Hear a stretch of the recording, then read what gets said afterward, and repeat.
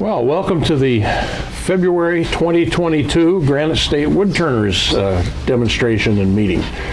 We've been trying hard to meet every month, even with COVID. We're doing it live now to some degree, but delighted to have you all here with us. Administrative announcements. Through the door, and the first door on the right is the a restroom. Feel free to use it. If you need a glass of water, there are cups in there, and it's good, clean well water coming up from the well. Other than that, I think you can see and do whatever you need. Our next meeting will be the fourth Saturday and Wednesday, and it's going to be Zoom only. But John Siegel, who's an incredible spindle turner, has put together a spindle turning basics program. It's been pre-recorded, but he's going to narrate it as he goes. We'll be able to stop and interact it along the way. So it's kind of like a live demo, but a little protection by being pre-recorded. Our group has a board of directors. That's a lofty title for the planning gang. We'll be trying to put together a slate of officers for next year over the next couple of months. And I want you all to know that you're more than welcome to participate in that. Anybody who's interested in joining the planning committee, being a director, give me a call. There are handouts on the side that have got my contact information, and we'll note your interest and get you involved as best we can. It's a lot of fun. We've got a good group of people doing it now. We enjoy our meetings. We meet once a month by Zoom and then conduct these meetings. So the workload is not onerous, and it's an interesting and fun thing to do. So please give it some consideration. Anything else to come before the group of a general nature? All right, we did some log to bowl discussions back in July, and this is going to be a repeat of some of that, but in a little more depth, a little less talking, and some demonstration of the different steps. I think in July we may have kind of fire hosed some people and saying, what did they say?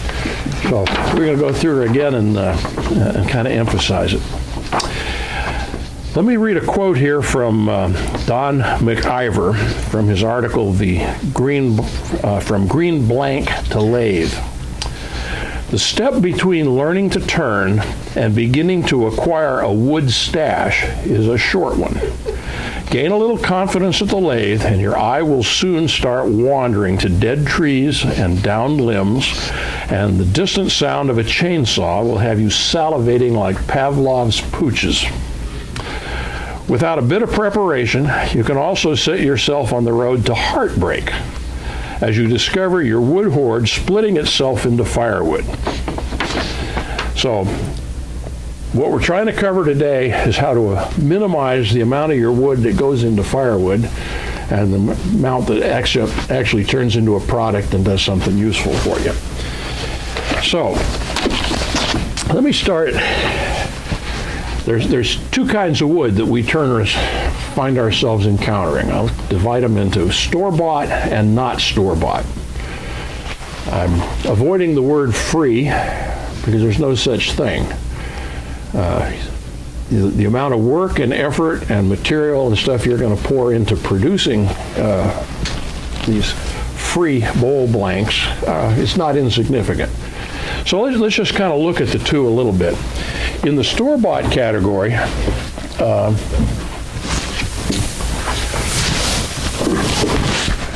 there's a kiln-dried board.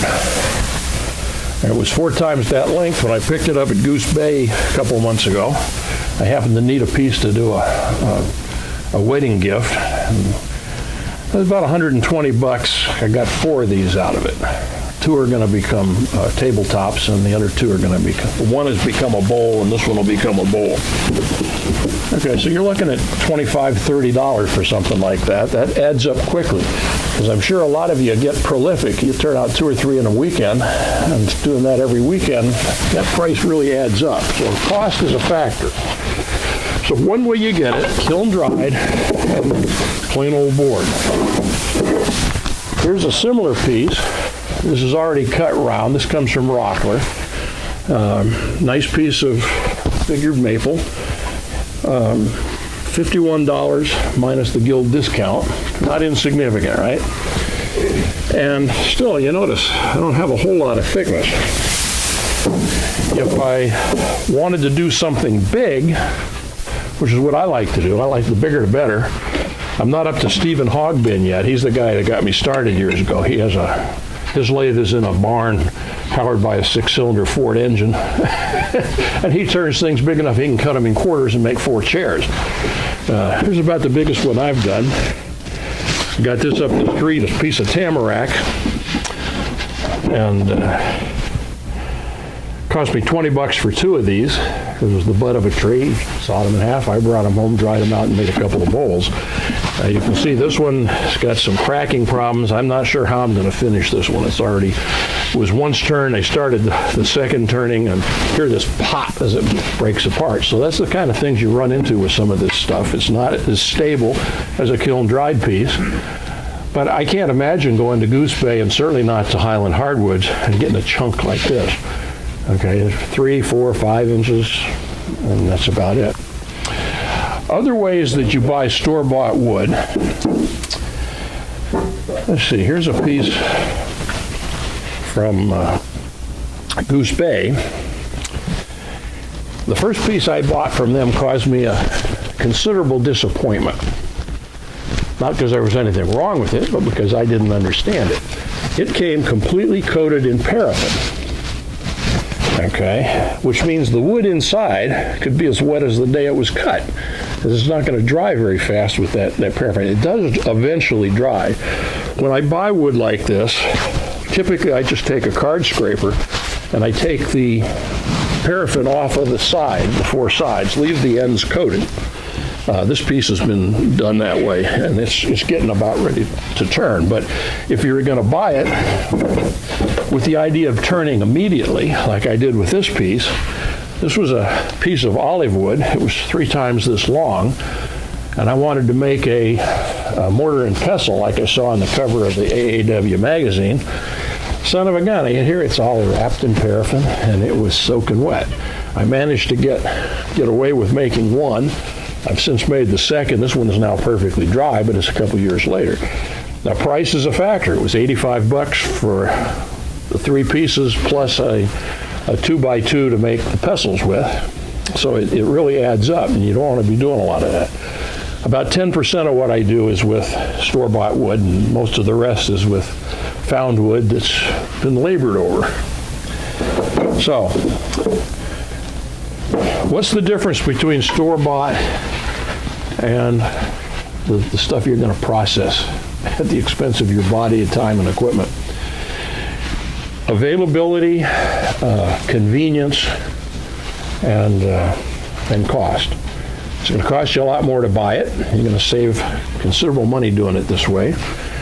Availability, there's no way you're going to find a zebra wood or a cocobolo tree in my backyard. I can get domestics easily, as all of us can, but so availability. And then the convenience. You want to make something right away? There you go. So, from a log to a bowl. Here's a couple of examples of logs right here. I got these from Ron at the July meeting, I believe it was. And drop these in Annie. This is where you're probably going to start. If you're out in your yard cutting, or if your neighbor offers you a tree or something. Now, these are big. They're about 22 inches across here.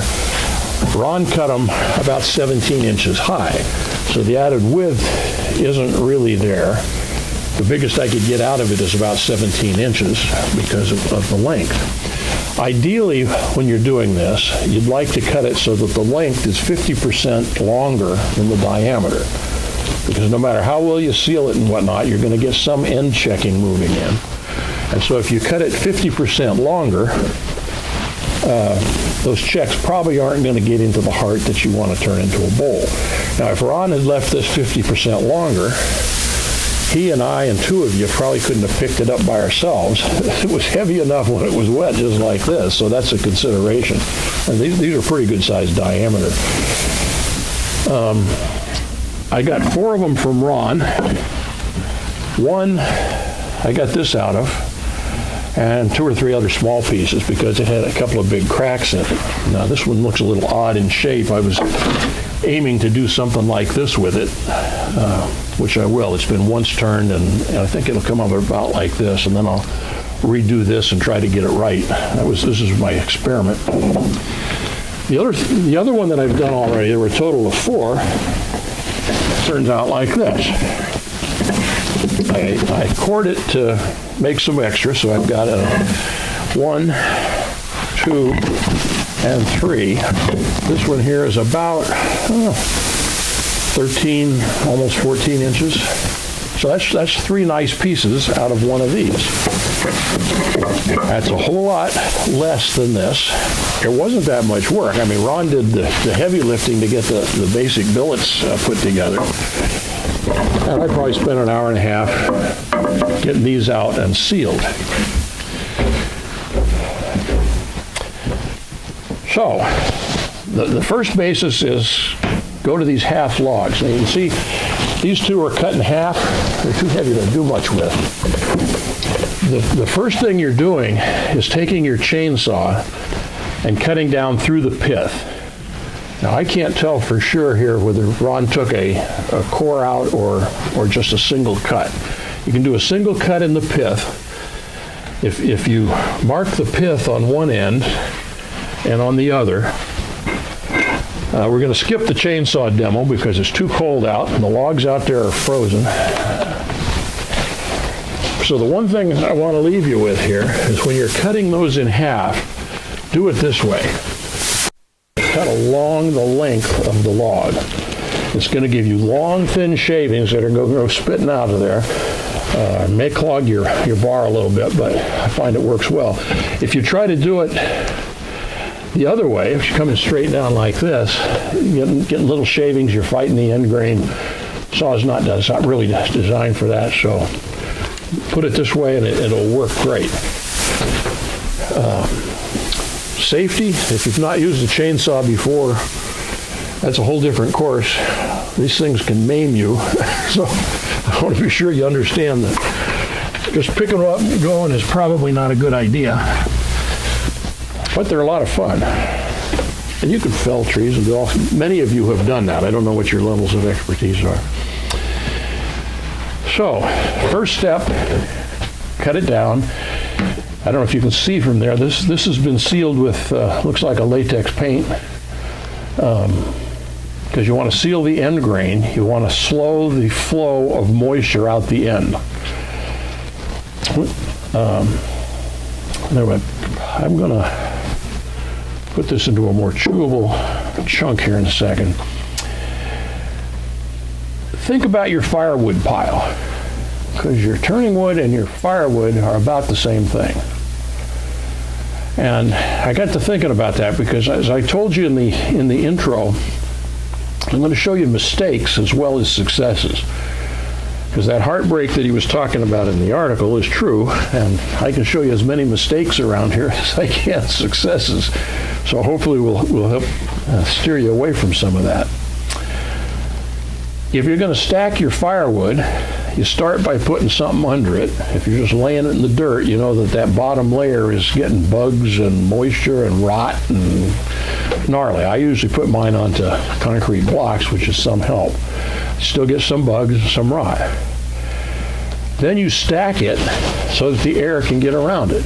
You've cut it to the size you have in mind for your fireplace, so which is your target size, and then you stack it and the air gets in and out of it.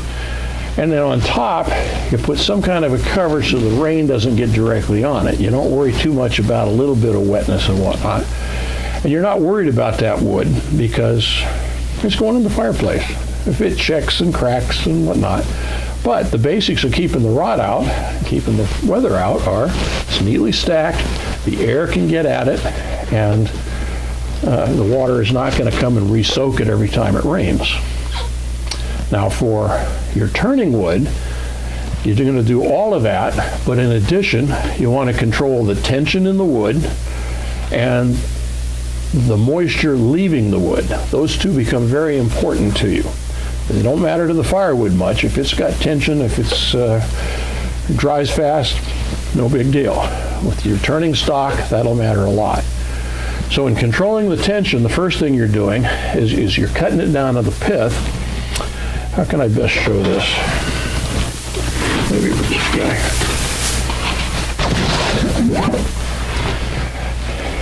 Look at him rock. What's happened here, this is a fairly dry piece of wood.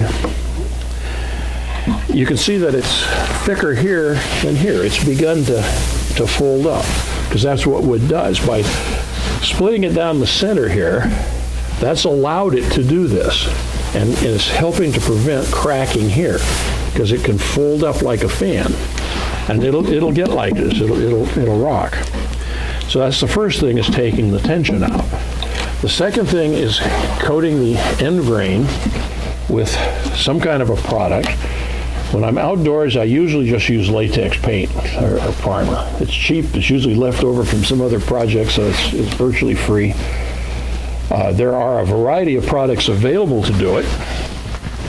One of the better known ones is Anchor Seal.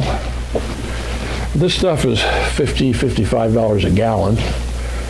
I use it indoors because it dries clear. I can see what's going on with the wood.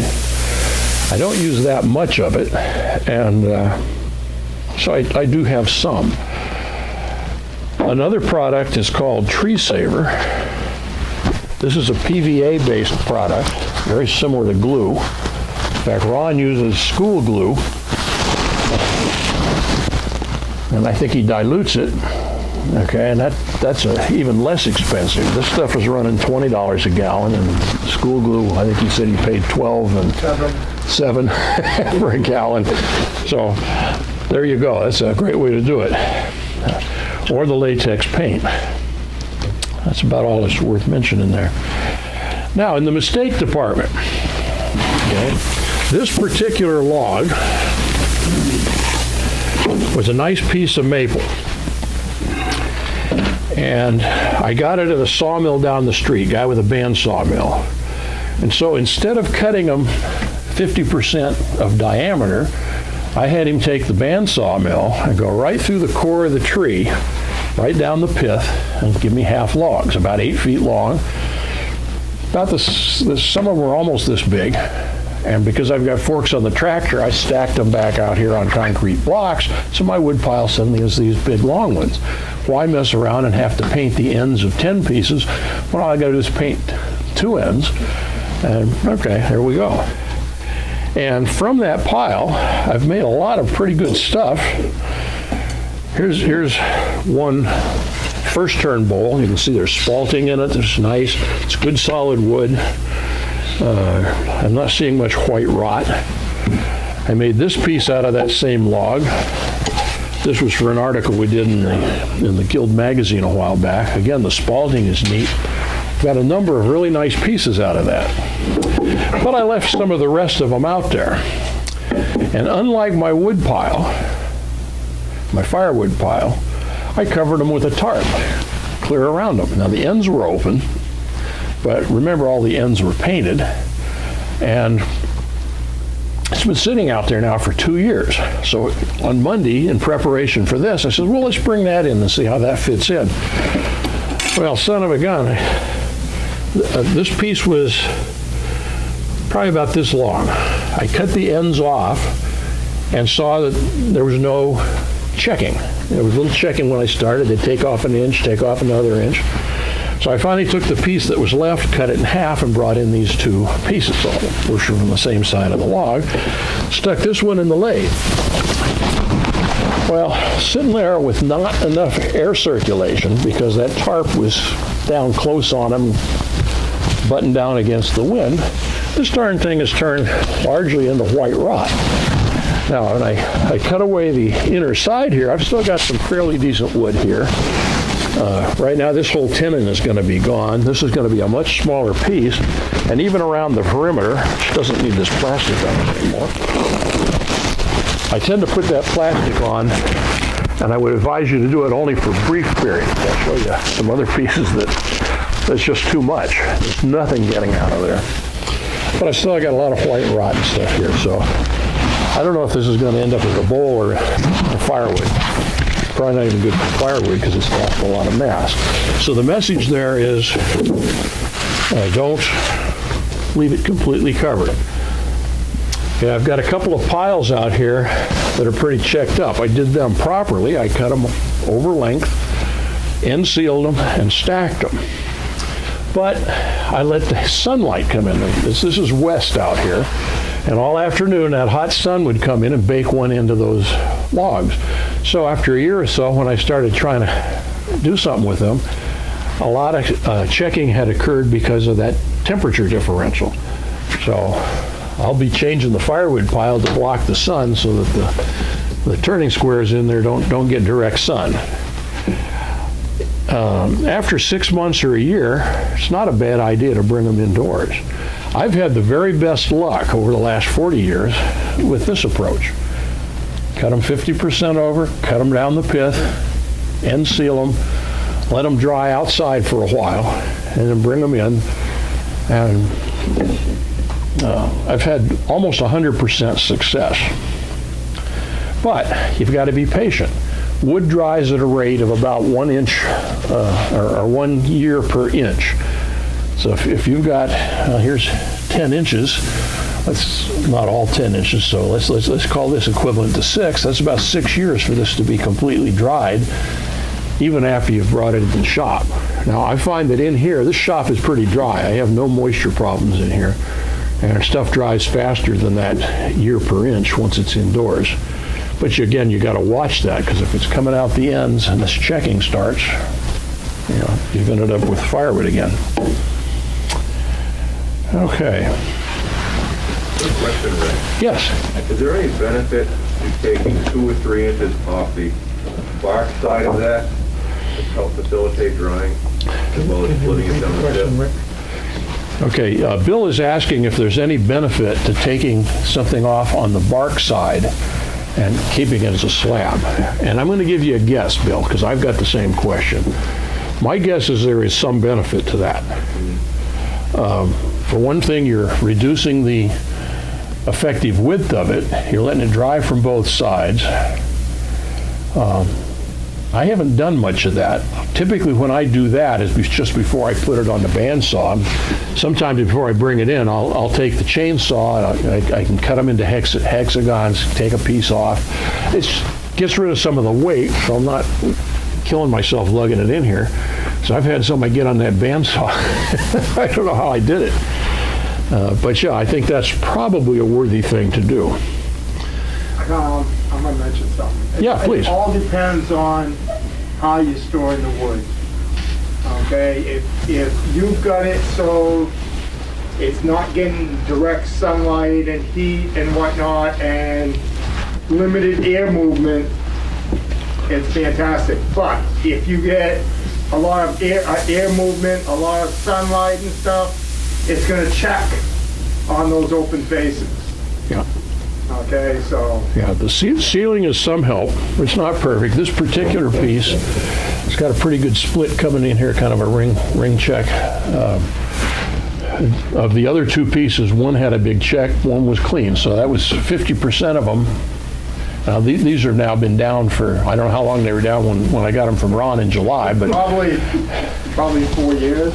Oh, really? Okay. There's still plenty of moisture in them. Yeah, that's mist tints from Lowe's or Home Depot on the end. Several coats. Okay, yeah. Well, that's another good point. You coat it once, you may want to go check up on it, because in time you'll see it opening up, and it's a good idea. Latex is easy, slather some more on there.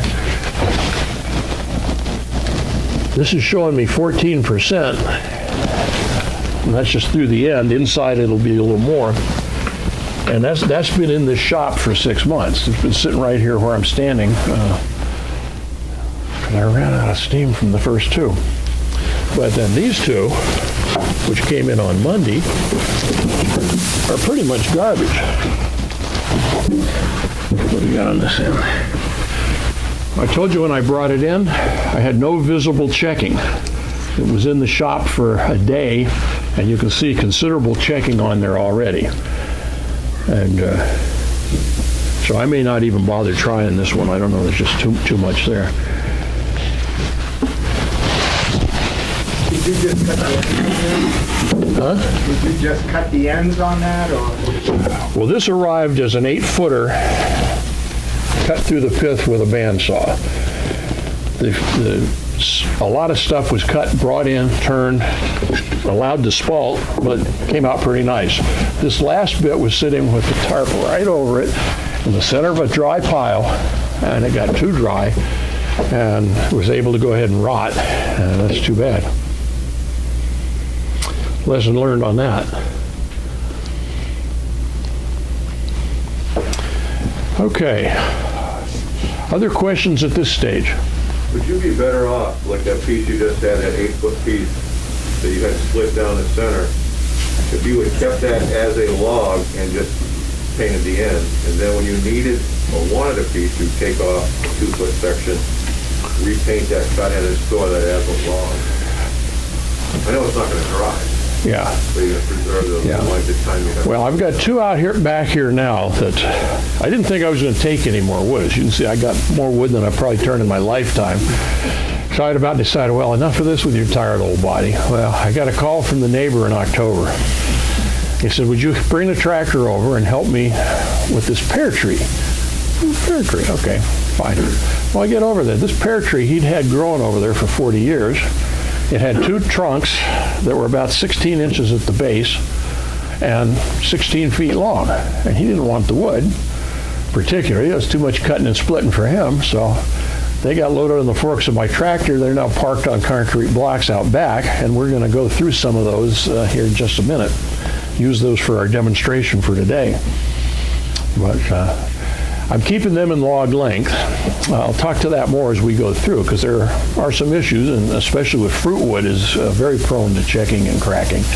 So I've picked about the hardest available to try this project. Other questions or thought as far as storage outside, chainsawing, outdoor processing? I'm going to mention one thing or two. I've used a lot of stuff to seal the ends of wood. I've reverted to PVA glue, polyvinyl acetate glue. It's Elmer's glue, school glue. And I used to put 2-3 coats on. But I use brown masking paper like you see at the old butcher shop and whatnot. So I put the PVA glue on, then I put the paper on. And if I can keep that from getting wet and whatnot, I've had tremendous success as far as that, sealing it, but not like plastic where it actually caused mold and stuff, because I've done PVA glue and plastic, and that's not the way to go, you know. The biggest thing with wood is to let air breathe. Okay, but don't let it get moisture from the ground, don't let it get moisture from above, so, you know. So you're using the PVA outdoors as well? Well, I've got, that walnut that I just got, I cut all the pieces, I fit in these great big crates that I have, the metal crates that plastic tubs come in. Yeah. And I put PVA glue, paper, and then I got some, a covering on there, metal roofing covering on there that extends both ways. And that's outside, and I'm positive that'll be fine. So that kind of follows the analogy of your firewood pile. You've got something above it to keep the rain from coming down, but you still got air circulation. Because if you want it to dry, you got to have air circulation. If you want it to spalt, you want to keep it a little moist, but don't overdo it, because here's an example of what would have been great spalted maple is turned into just white rot. I'll also move those crates behind my house because it gets shade from trees and whatnot, and so it's not getting tremendous amount of sun and heat and whatnot, so. Yeah, good. You know. Well, Ron operates on a much larger scale than most of us would likely do, but the same process works in whatever scale suits you. Yes, please. So how about in like a barn, an open barn? Is that Perfect. Is that Yeah, good? yeah, or- yeah. Okay. Yeah, Absolutely perfect. I just know how much wind, the Yeah. air has to go through. If it's a, open one-sided barn, is that? yeah. Even a closed barn's got enough air volume. I when I- have a plastic garage that's outside of my garage door Yeah, that's filled with bulb lengths. They've all been sealed and whatnot. And actually, Annie got some out of that. yeah. You leave the door open on that, right? No, No, you close it up? it's closed, Okay. but it gets to breathe and whatnot. All right. Well, I had started turning back in the 70s and messed around and did more than I realized when I look back on it, and then quit for something over 30 years. But I had learned this process way back, and I had stashed some stuff together. It was sitting around this shop. I had about a dozen pieces, a little smaller than this, sitting here all in, sealed, cozy, 30 years dry. And they're gathering dust in my shop. I'm thinking, well, I've got to turn these into something. Let's quit messing around. Let's turn them into something. So I started on my little Delta lathe, and the slowest speed was 950. I get a gnarly thing that would fit over that 6-inch swing lathe, and the lathe is walking around. So that lathe's gone. This lathe came in. My flat work quit, and all I've done is turn for the last 3 years. And but those 12 pieces of wood, some elm, some cedar, some butternut, were all perfect. I had no problem with any of them. They had all developed that little rocket a little bit here,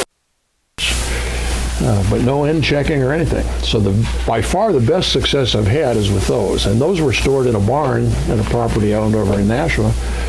I just left there. Okay? Can you offer any wisdom about developing sources of wood in your neighborhood, in your region of the state?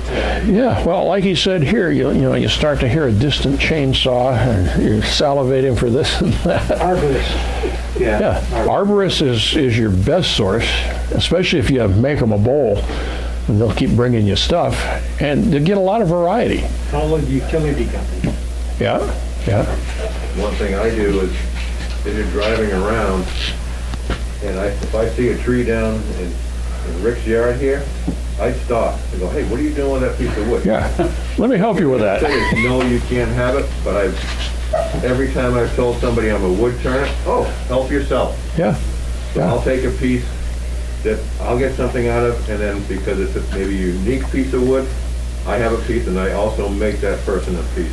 yeah. And they are so thankful when you give them something that came from their property.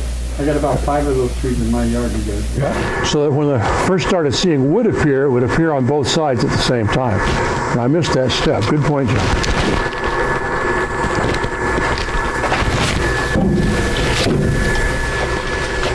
Okay.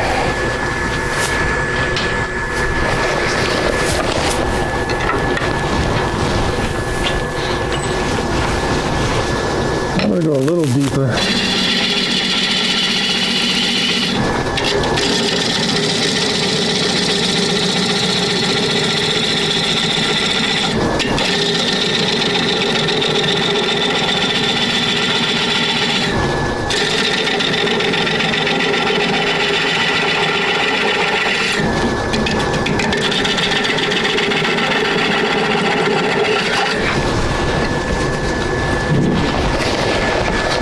Now I'm trying to leave some stuff here, and it's partly because if I forget that I'm between centers, instead of like right now I'm on the woodworm chuck, if I'm between centers and I let this get too narrow, I run the risk of it breaking off, especially there's still a little bit of bark involved here and stuff like that.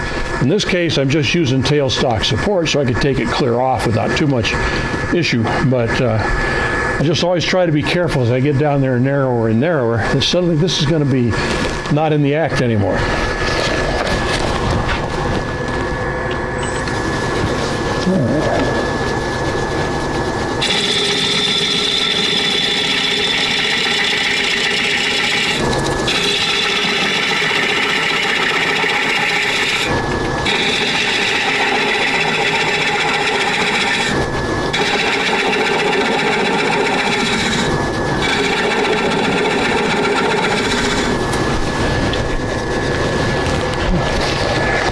So who can tell me what direction my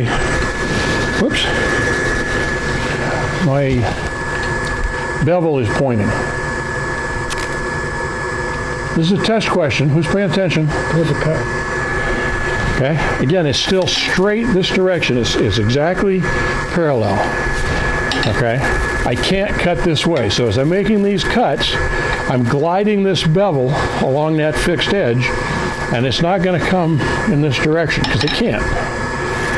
Okay, and then I'm cutting by rotating, lowering the handle, and presenting a 45-degree angle with the flute against this face. And we're getting closer, except like Jim said, I really did screw up with that.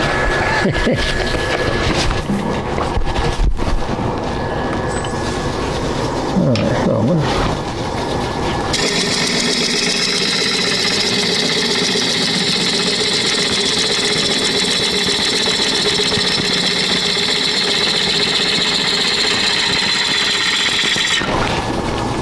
Nothing wrong with having bark inclusions in a bowl. There's a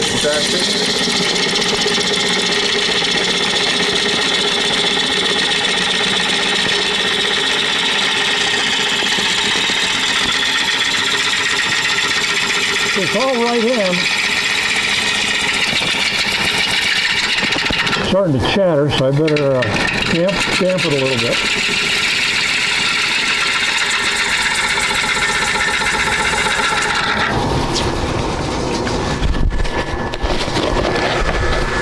So I'm using the left hand to damp vibrations. I'm trying hard not to make the left hand control. Otherwise, I'm going to get harmonics and it's going to bounce. And then the other thing is I'm getting close to this end. And you can see it is chipping out a little bit now. I'm using this hand as a brake. So I can keep good tension because I'm using my big muscles going forward. And this can kind of help retract it so that I can still be smooth and yet not break through too fast. So it's a brake. I'm usually avoiding rubbing on the rest because I want the control all to be right here at this point. That's what's going to determine where it is. You know, with a lot of other cutting methods, you end up with your finger running here. You're trying to keep your depth adjusted that way. With a push cut, that's really not quite right. Now, I've still got bark here. And so now I got to strike the right balance between the 100 millimeters I need on the tenon and having enough room here left once I get that bark off of there. So I think I'm going to go just a little bit deeper, and then I'm going to take that off and we'll have the outside.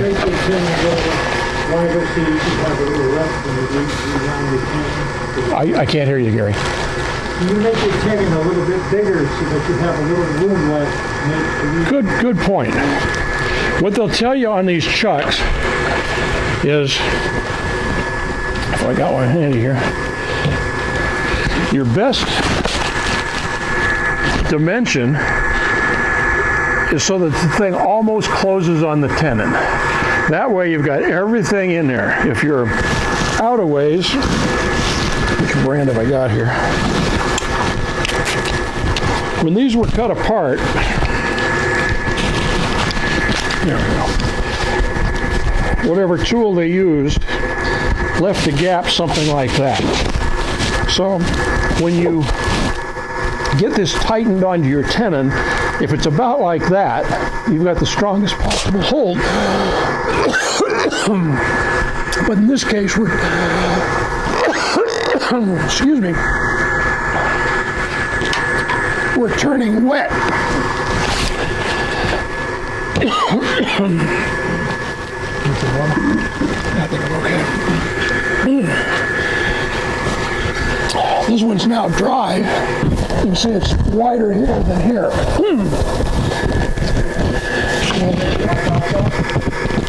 It'll go away in a sec. So, to Gary's point, I have set these calipers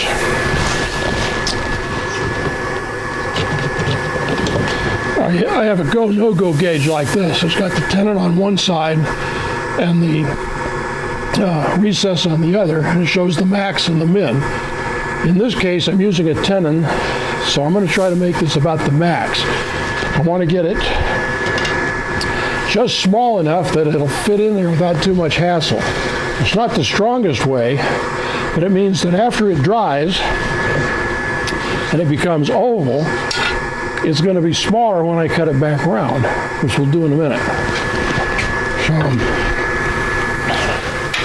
I'm sacrificing a little bit of hold, but I'm going to have more than enough on this particular piece because it's wet. Wet wood cuts so much easier than dry.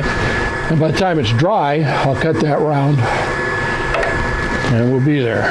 Okay. Do you consider using a smaller chuck for that size bowl? Yeah. I use two standard sizes most of the time, a 100 millimeter and a 70. I could switch to a 70, I suppose. Because of the black inclusion there, you might get a bigger bowl. Yeah. Well, you pointed out the fatal error that if I had seen that, I'd have been a little bit better off. Because this would have been gone by now, and the bowl would be at least this size. But it's a demo, so we'll go with what we got.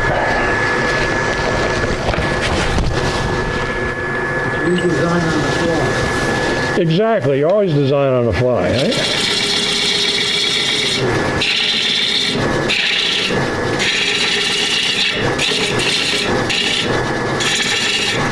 I'm coming at you.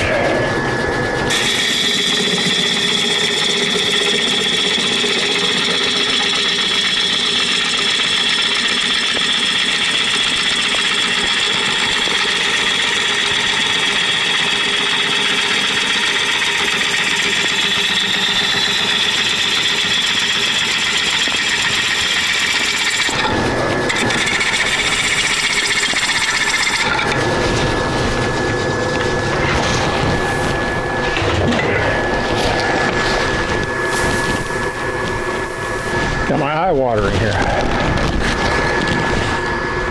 Okay, how did we do? Still got a little bark. I think I'm going to go just a little deeper with that, then take that bark and we'll call it quits. Usually if I leave too much junk in this first turn bowl, I regret it later because it'll end up being exactly where I don't want it. In this case, the bark is toward the side, so as this dries, it's going to shrink in this direction, but not in this direction. This dimension out here on the long grain is going to stay pretty much where it is. This is going to shrink by a few percent. And the wetter the bowl is when you do it, the more it's going to shrink. Probably leave a little bit of that on there. It looks pretty solid. Okay.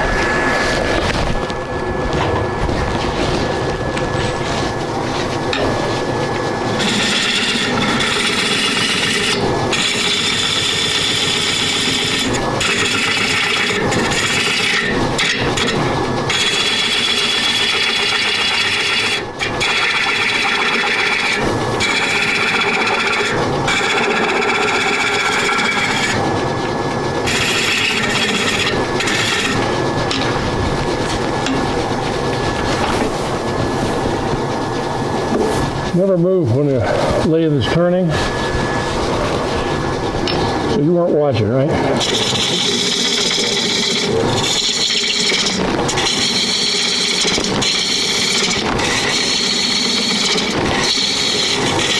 So I'm starting to get the tailstock in my way. That's why I'm getting those catches.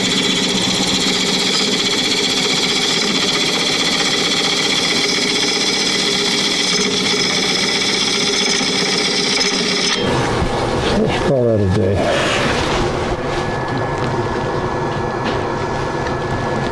Okay, I think we'll be good. All right.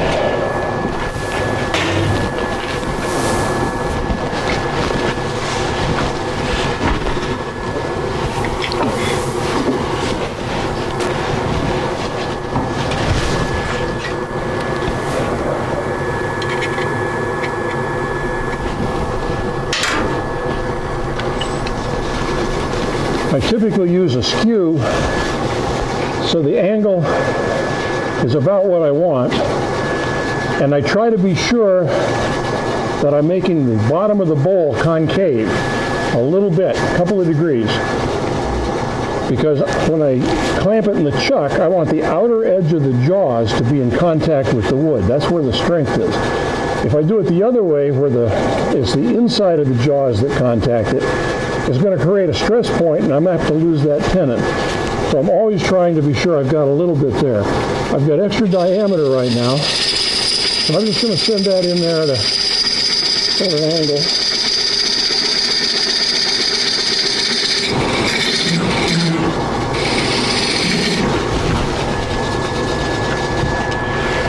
Now just take a look. I'm gripping a little bit on bark, but I think I can get away with it.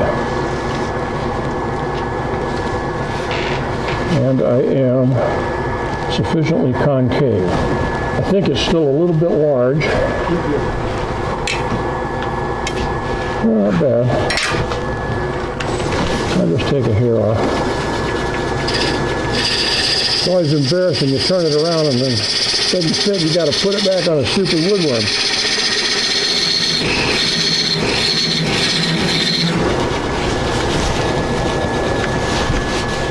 Okay, so I've got a taper on it that's approximately the same taper as the inside of the jaws. I've got a depth that will fit completely in the jaws without bottoming out.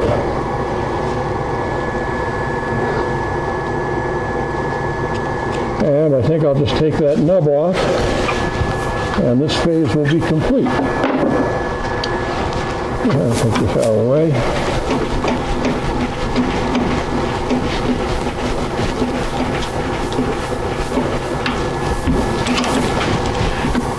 I like that I've got storage right here, so I've usually got 2 or 3 live centers right there ready to go.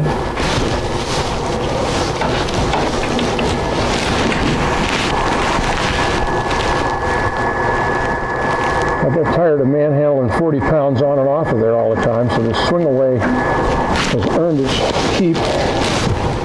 The magnet's strong enough that doesn't usually come flying open. And then I can get to this end. So let's take that guy off of there.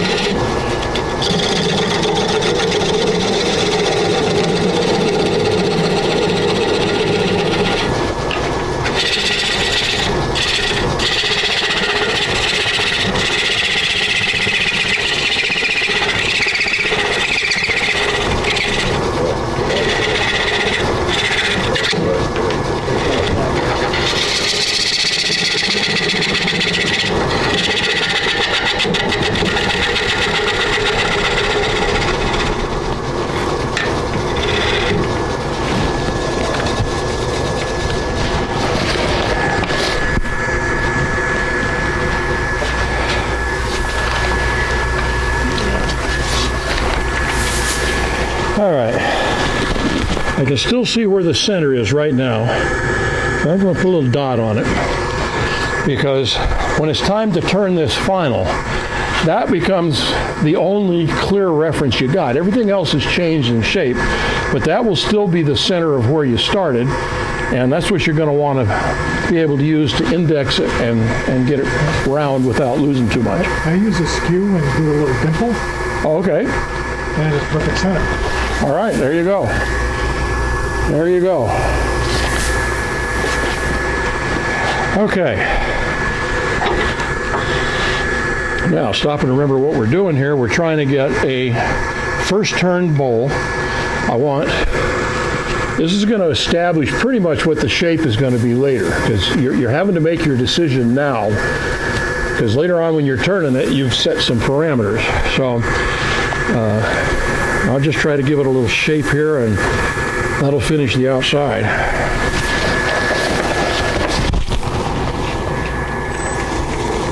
And we can get a little I'm switching to another gouge. It's the same 40-40 elliptical, it's just a little smaller, cuts a little cleaner. It'll come from right about here.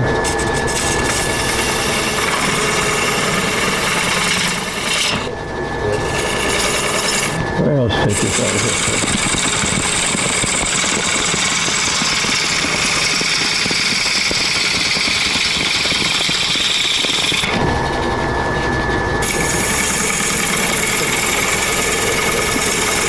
Use your hip cross.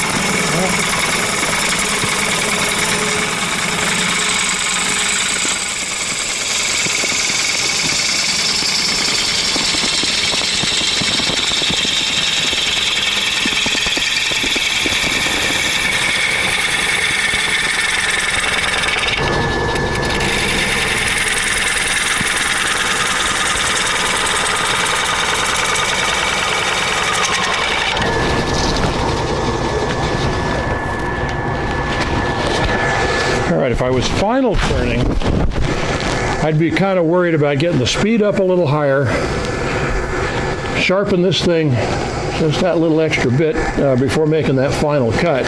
And I'd be trying to get that final cut in one continuous sweep, which is possible with a push cut if you don't have the tailstock or clod in the way. You get over here and you bring it on around. Take a little bit more than you think, maybe 1/8 of an inch. You take a quarter, you're going to get some tear out. But for a first turn bowl, I've got some ridges on here. I don't have much tear out. I'm going to lose some at the top where that little pith is acting like the chip in your windshield. But if I've made that right size, I think I'm good. Because I'll be very embarrassed if I turn it around and it won't fit. All right, get that puppy out of the way. Yes, sir. On the, just what's your opinion? You're going to be setting it to dry. Do you have a round with sharp corners? Or those are the corners that Yeah, that's a good point. Yes, all of those I would round. You'll see all of those are rounded over there. Because that sharp edge will act as a concentration. You're going to lose it anyway, so don't be stingy. Now, I'm always trying not to waste the least millimeter of wood, and that ends up costing me big time in the long run. Okay, so I think this outside is okay. There is a little tear out there, but it won't hurt anything. So, I think we're ready. Now, I don't have the set screws in this chuck, so I'll just put a wrench on it. There we go. Bowls this size I can usually get off by hand. Smaller ones sometimes, I got my handy dandy pipe wrench over here. This little strap. If I've got the set screws set, which screws up the quill, I can do it without the wrench, but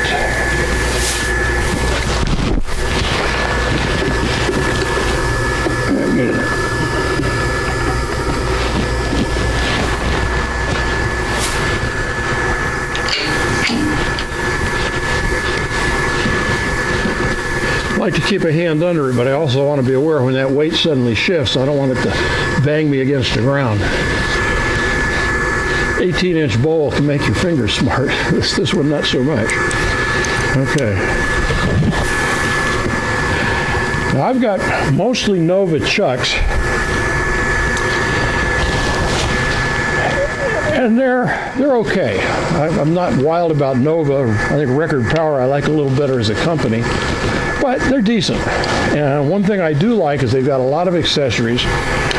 And in the case of this 100 millimeter, I can put this in. I don't have to take the chuck off. That's why I was sticking with 100, because I want to do everything with the one chuck. I can switch back and forth. You've always got the wrong jaws. You're spending way too much time on an Allen wrench, not enough time on your skew. I've also got a stem center that'll fit in this same thing, and there's other centers you can get. And there's rings that go on there, which we'll see in a bit. Because when I go to this, what I'm going to call a jam chuck, this fits right on the same 100 with this ring. I could have done it with a turned recess, but that's a convenience. So if I'm doing a whole bunch of stuff in about the same size range, I'm not taking that chuck off, I'm not changing jaws, I'm not messing around. So let's open these puppies all the way up. Let's see if we got away with it.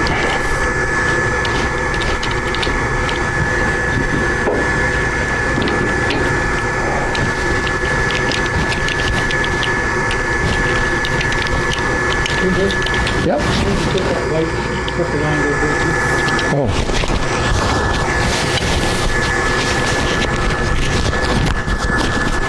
Is that okay?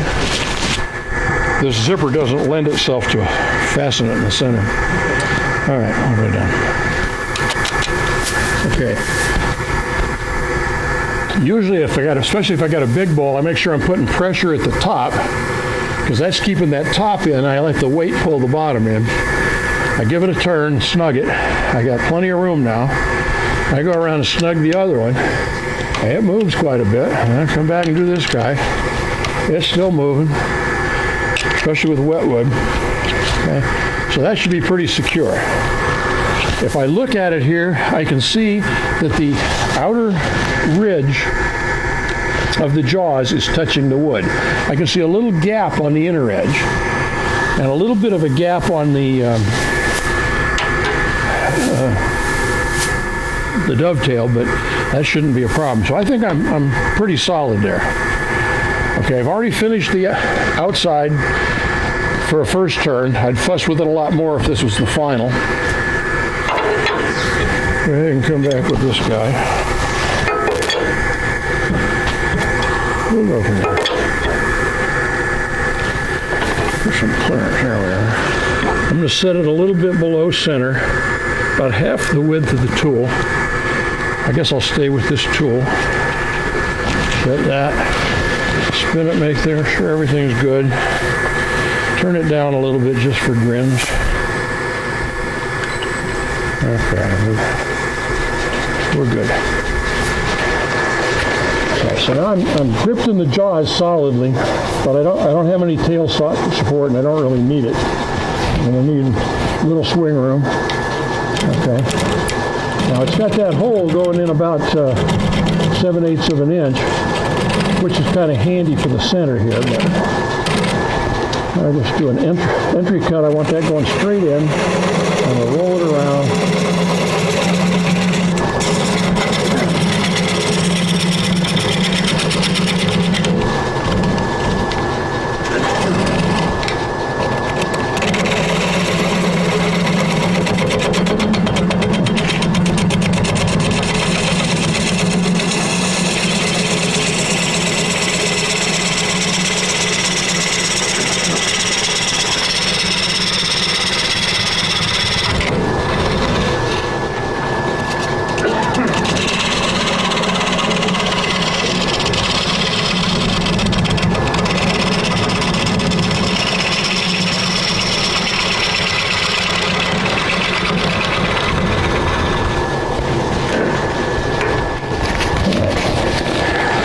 Bit of chatter was caused because you've got the core of the tree right around the pith is a different density than the stuff out here. So I'm getting a little bit of that same, there's no air gap in there, but so usually I start by just making a indent here in the middle. Some guys will take a drill bit and drill to final depth. I'm a little lazy for that. I've played with it, but I haven't found that little center nub to be a big problem, so I generally just go like this. So once I've created that,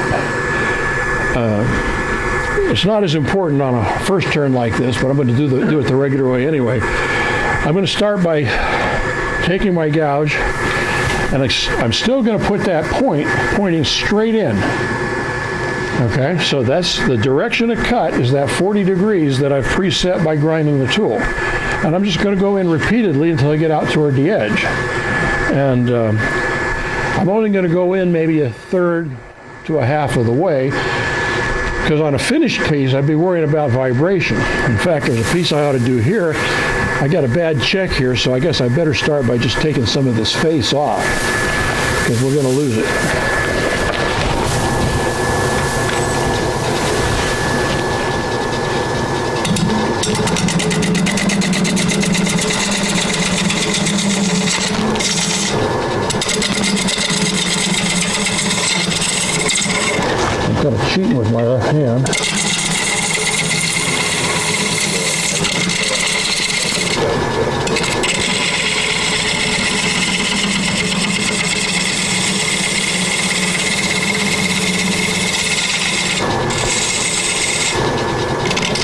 cutting now.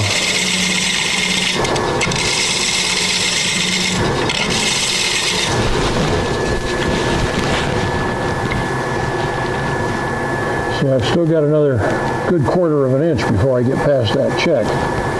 And there's not much you can do about that puppy, so.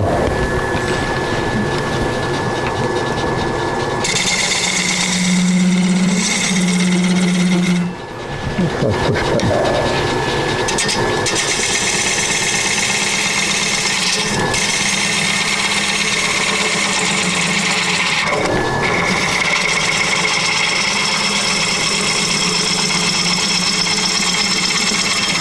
Gonna have you wearing a coat. All right.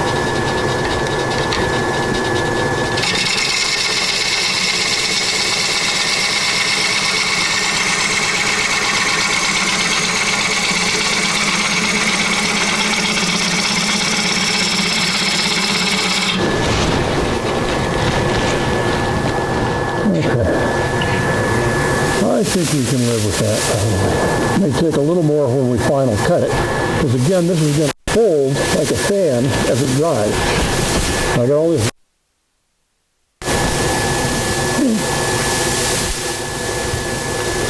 All right.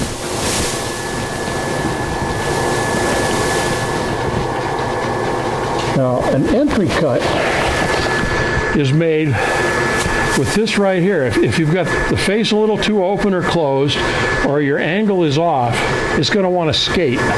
So to make an entry cut, I want to have pressure on this side of it. I want to have that as normal to this as possible, with the face completely closed. That is meaning pointing horizontally. And once it gets started, then I'll increase it and cut in. Get in there. Let me embarrass myself.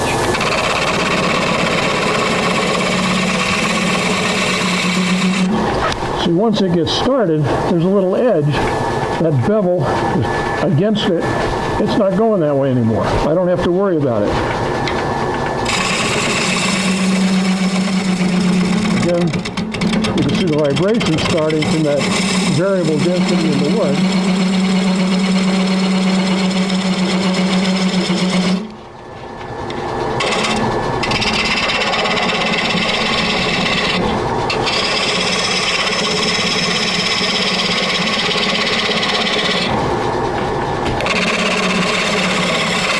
See, it wants to skate.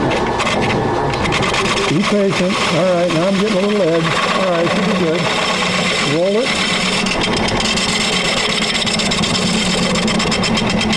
Drop the handle. I'm trying to get 45 degrees on the flute.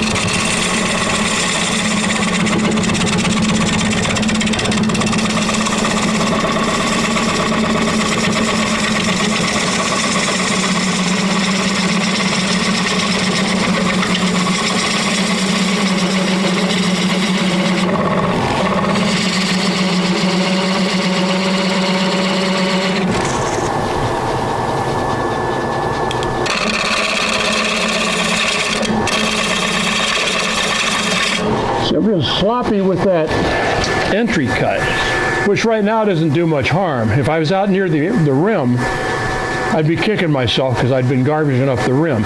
In fact, when I'm out near the rim, I usually cut a little bit of taper on it so that it's getting a little narrower, and that makes the entry cut a little bit less critical.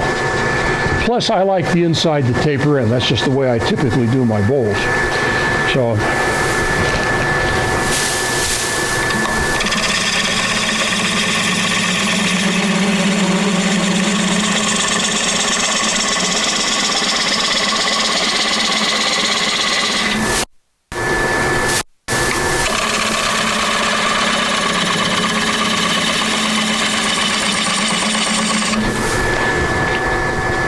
On the inside of a bowl, I sometimes have to watch this because I usually only do it finger tight. On the inside of the bowl, it'll tend to want to unwind. If it's problematic, I can come over here to the bench wrench and just give it a little tweak. But usually I just go with hand tight.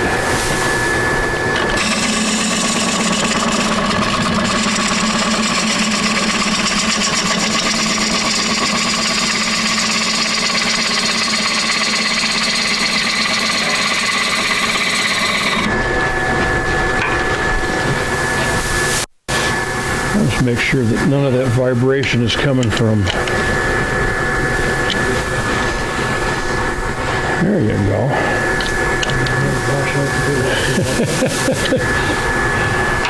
Yeah, you can set it for the video. It's fine. I can see okay. It was a little dark there. I was wondering, what's up? Okay. Oh, maybe the end of that. Looks like I owe you a light. I doubt it. It's an LED, so it should have.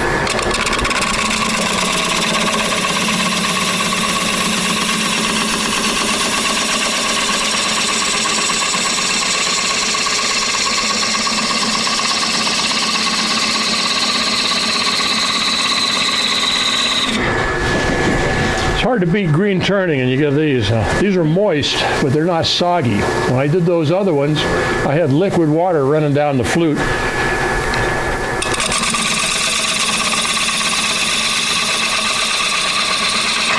I thought that might happen. My wall was getting thin here. Oh, stop that.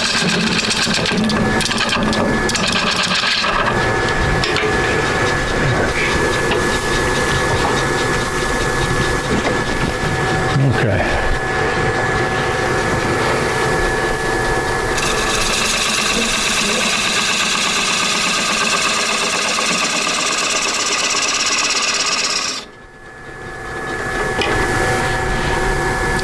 So I've got about 9.5 inches. So I'm going to stay a little under an inch here probably for the wall thickness. About time to set that up.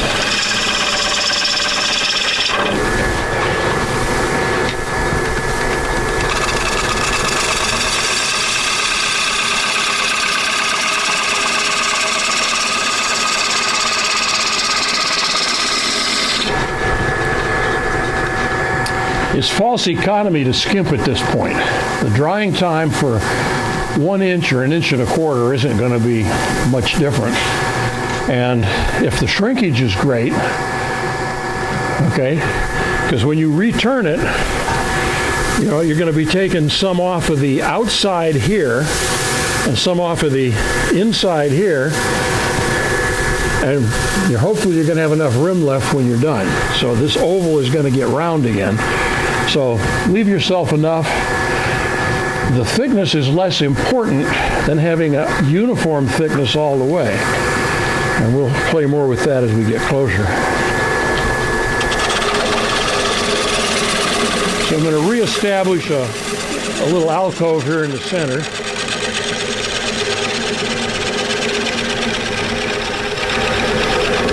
And what that means is I'm swinging the handle. I'm not just going straight in. I've got to get something in the center to shoot for. So I'll go another little ways in.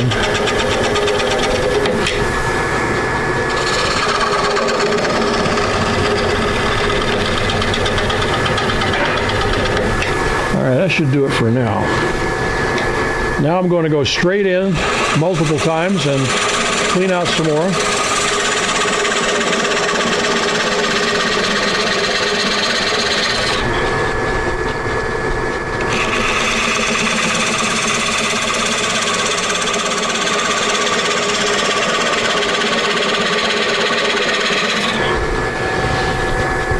I usually leave rings in the bottom because that way I don't have to worry about the entry cut in the future. I just go to wherever it was the last time and I'm there. I was teaching my grandson to turn. There's a bowl over here he hasn't finished yet. And I look at that and the precision of his rings in the bottom. They're exactly 1/4 inch all the way out. He's just anal about it, I guess.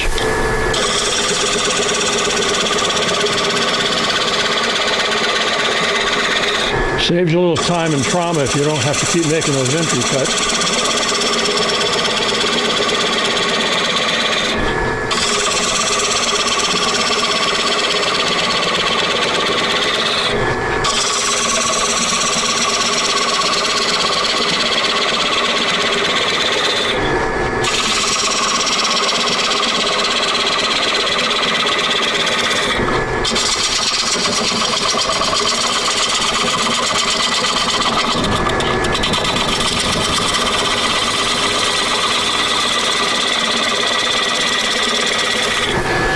Starting to feel the overhang a little bit on this half-inch gouge. I usually use the 5/8 until I'm ready for a finish cut.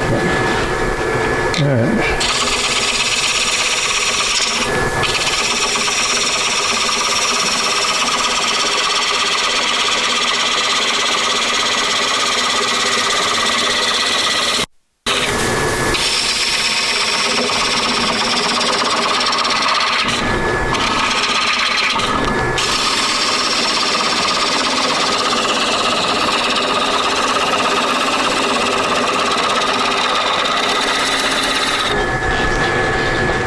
All right, it's the point now where I want to start paying attention to this wall thickness. If I'm just doing these, a lot of times I just use my finger. I think I'm getting a little thinner in there than here.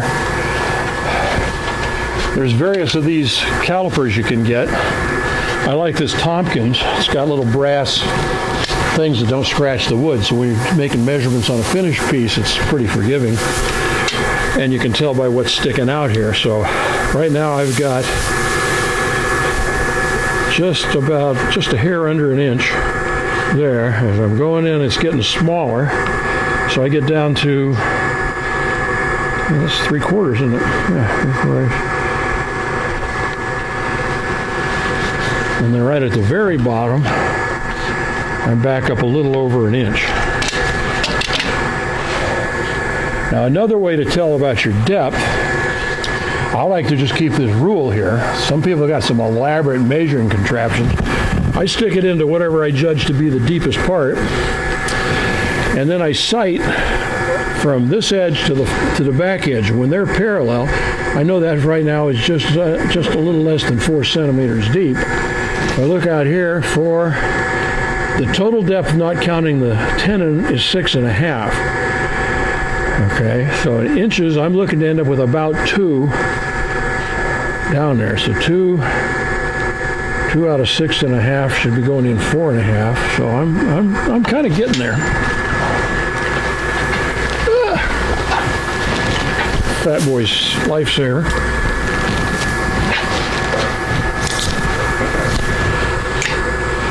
Okay, those trips to the ground are not fun. All right, what am I going to do? I'm going to take a little off the outside. What am I doing for speed? Try to get a little.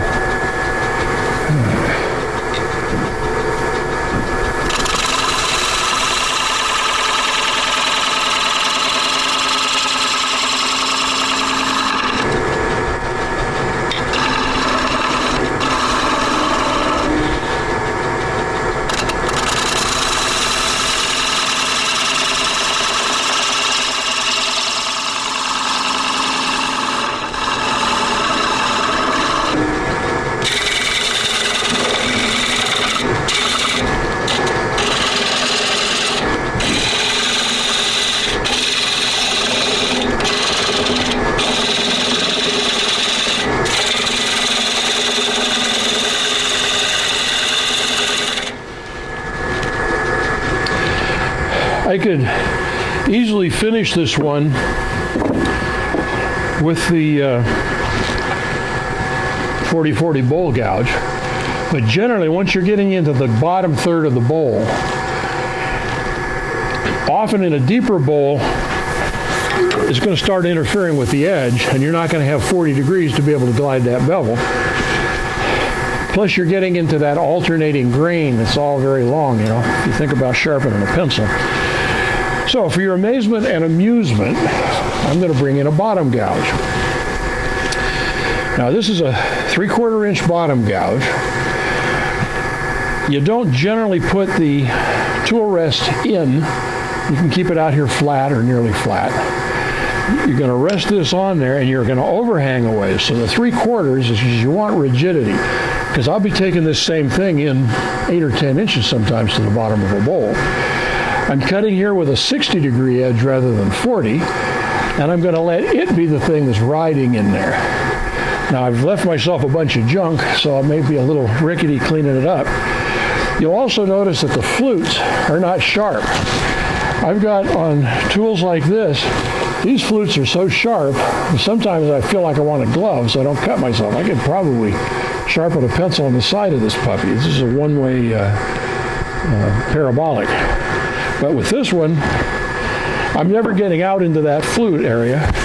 So right now I'm at just about 90 degrees across,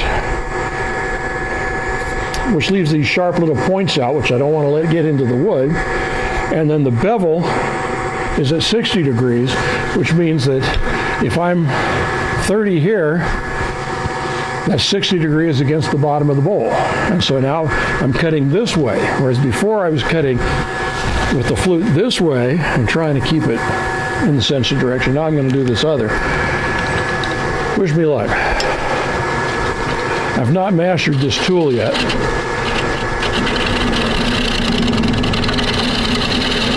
The same principle applies. You want to be controlling with your right hand only, or whichever hand you've got on the handle back here. And at 60 degrees, it's not quite as forgiving as a 40. So I end up a lot of chatter, and I could probably use some tips from a pro on how to best do this.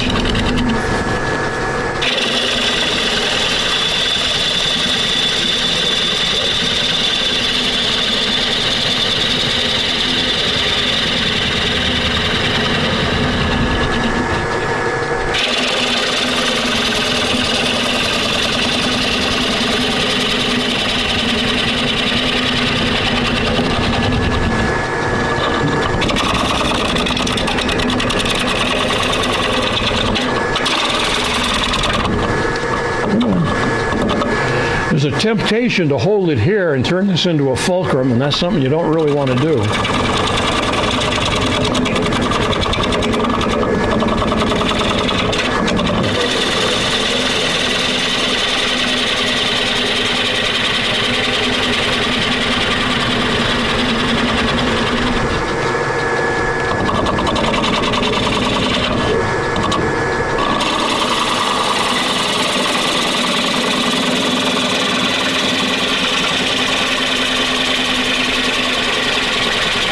Get that angle just right. I can still do it with one hand, but I'm a little more cautious. And of course, anytime you get near that nub, it starts getting kind of nubby. All right, now I'm going to try to get this last ridge.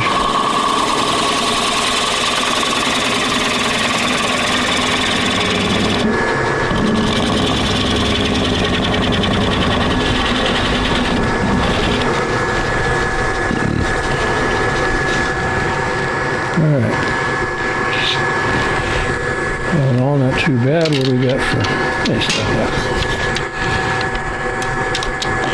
Okay, about a little over 3/4.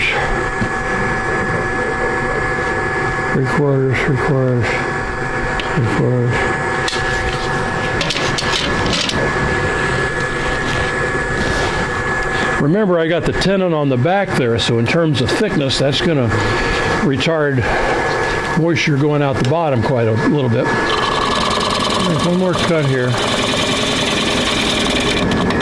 Chop.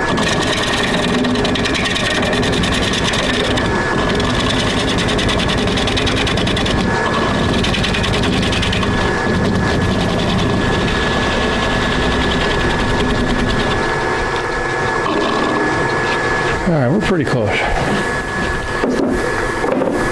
The tool I use more than I should probably is a negative rake scraper. Huh? Nothing wrong with that.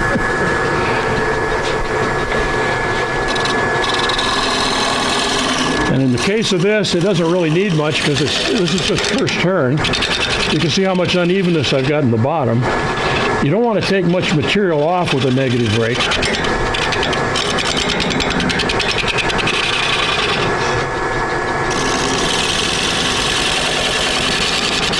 I probably should put the tool rest inside the bowl. Yeah.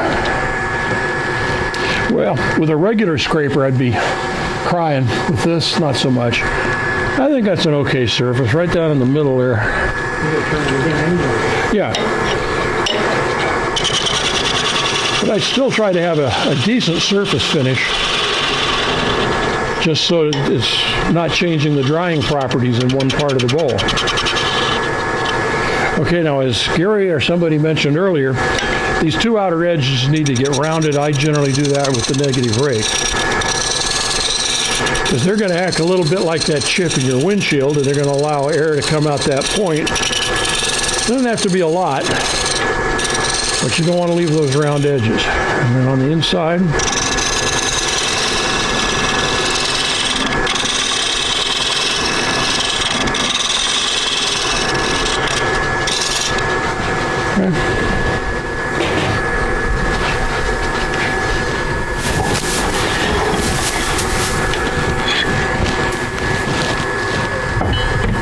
I don't like the tool rest or the live centers lying around over here. I end up getting bruised and bent on them, so I take them off.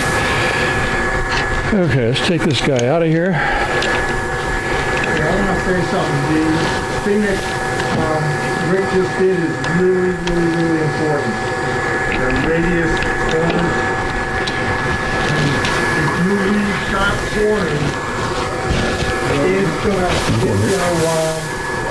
try to break and really assist the cracker.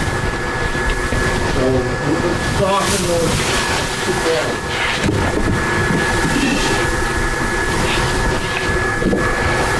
Right behind you, Annie.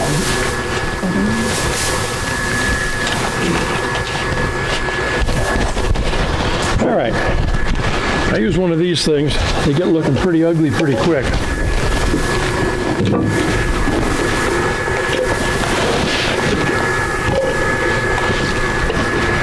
Okay, I'm going to use Free Saver. Okay. I pulled out a full jug. Let's get a partial. You want to do this as soon as possible. If you can't do it immediately, you can throw it in the pile of chips, but let's just go ahead and do it. I use it straight out of the can.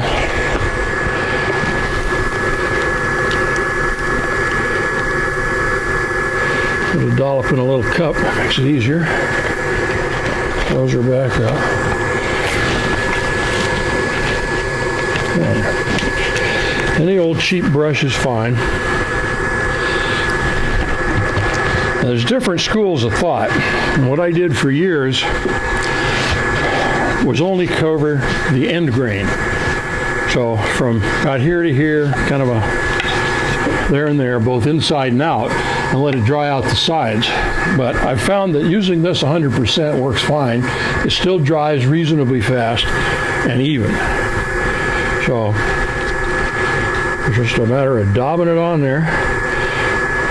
Looks just like glue, doesn't it? And it acts just like glue. That's one reason I like to use this. If I leave two pieces touching, I may have to take a hammer to get them apart. And you don't want that. They do glue together. And this will leave a hard finish. Now it dries clear, so that's nice. You can see what's going on with the wood without any question.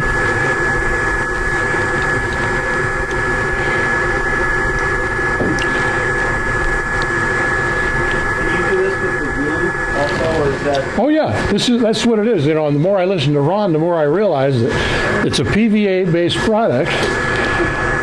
And I'm paying $21, I think, from Craft Supply for it. The glue's a lot cheaper, and it's going to come out about the same in the long run. So I just haven't gotten around to trying it, but I have found when Ron says something, you should listen, because he's usually right. I think the glue ends up being a higher surface, but if you're tough to Yeah, I've not had an issue. The bevel will bounce around a little when you first start, but it comes off of there pretty quick. Actually, with some really large stores, I've actually used the PVA glue and a paper on the end grain. But I just do the end grain. Oh, do you? Okay. It's hard to tell where the end grain ends and starts, Yeah. because 95% of the way around. Well, partly in this case, I'm dealing with a fruit wood, pear, which I know is prone to cracking. And I know that this was only cut in October, and it's just still been in blank form ever since then, so I didn't measure the moisture content, but I'm sure it's significant. Did you find me a little piece of wood in there somewhere? Any old piece? Yeah, there we go.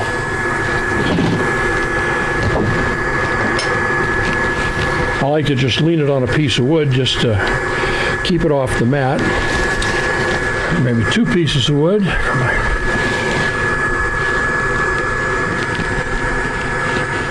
Don't be afraid, you can touch it. Yeah, I know. I hate being gooey.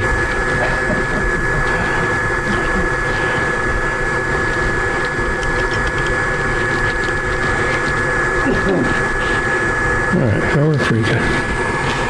Just want to make sure I don't have any glaring holes. This will dry overnight. In the morning it'll be clear, dry on most of it. Probably where it's touching the wood of the mound, there might be a puddle left. But it goes pretty fast. I've got a little evaporation pond in my sink, so I don't put too much on down the drain, which I imagine would act like glue down there. We'll just wet it for now. Okay. So we've gone from the half log to the half round log to the first turn bowl. Any questions at this point? You had mentioned Mike Stewart, someone who does videos. What was that name? Daddy, yeah. I've got handouts over here on the thickness planer. And one of the handouts is a short PowerPoint on the push cutting method from Batty.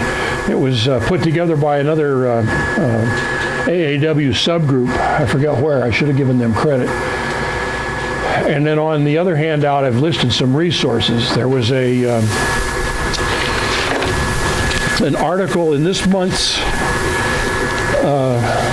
Fundamentals. Now, how many of you are AAW members? Okay, you're the lucky ones. The rest of you ought to seriously consider it. I think it's about $70 a year, but it's got the best resources around. And they put out this Woodworking Fundamentals book once a quarter. It's available online as a PDF. I just copied off the pages here, and I've given you a reference to it on there. We'll probably post a copy, but that's kind of speeding with AAW's copyrights, since it's technically is members only. That's the best article I have found, and it's listed on your handout. Okay, at this point, we've only got about a half hour left. Give you 2 choices. One choice is I can take one of these and try to final turn it, which is just more of what I just showed you, except trying to take it to a final bowl. Or we can shift gears and look at pieces of wood and see what people think they ought to get out of that piece of wood, looking at the grain and the size and the shape. So I don't think we got time for both, so I'll yield to the group. So is there anything that you need to do to prepare it to put back on your stuff after it's dried? Well, it's probably worth going through that. I think it's worth showing. Yeah. Because I've seen some questions on the forum and stuff, and people say, well, how do you get that to happen? Hopefully I have picked one here that doesn't have any major flaws. It looks good. I see you got the blend with it. Huh? I see you got the blend with it. Okay. That was in that article? That's on the grain. Yeah, he's good. I haven't followed him that much. Okay. Oh, this has got a couple of nasty chicks at the bottom.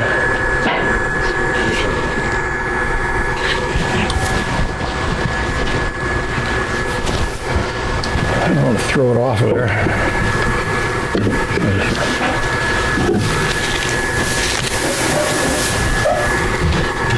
Again, I had the plastic on these only to retard it further at the rim for the first few weeks. So, okay.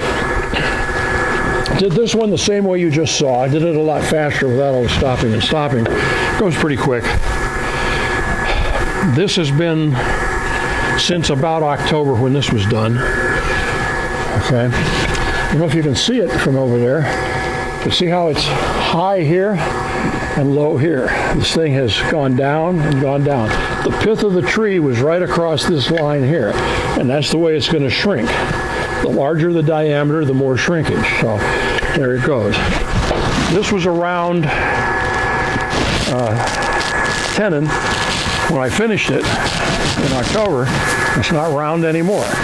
If I tried putting this in that chuck, one of these bigger ones, it would not be held right, it would not be centered.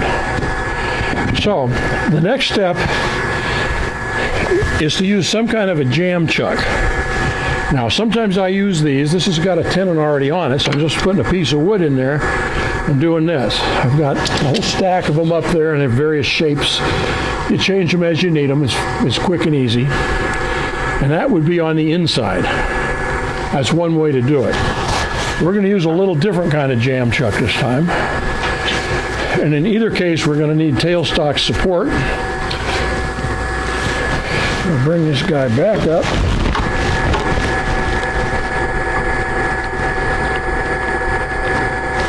Okay, he's here. Okay. Now, I've seen these recommended. I built this, I don't know, a month or two ago. I've only used it a time or two. But it's got these two padded edges. I made this for fairly large bowls. For bowls this size and smaller, I would tend to use that other little chuck. But with this, I've got this adapter ring that fits this particular chuck. So if I don't go anywhere, take this all the way in, come on.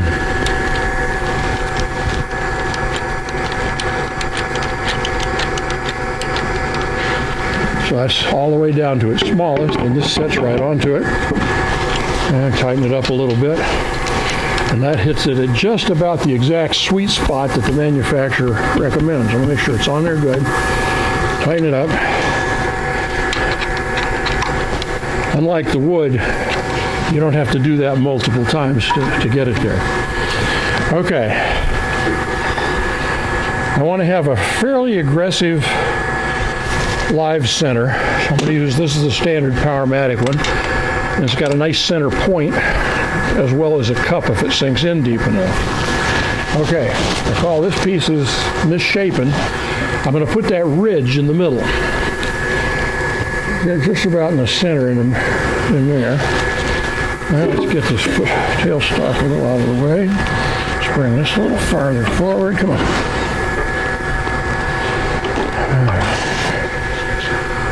So, this is why it's important to know where that old center was. Set it right on there. I'll go ahead and follow that in. Not trap my fingers. That's tight. Okay. Let's just see what I got.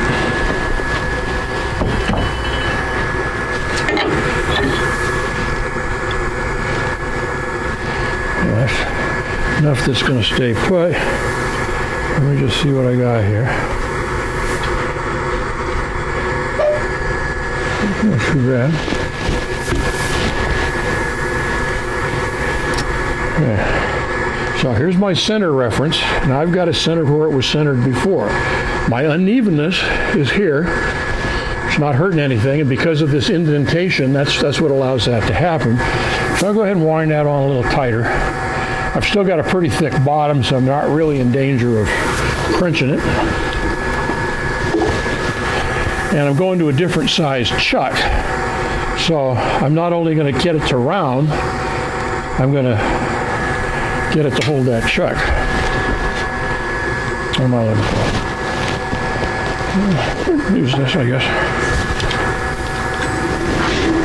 Whoa, a little fast for that. You'll all recognize what I did wrong there.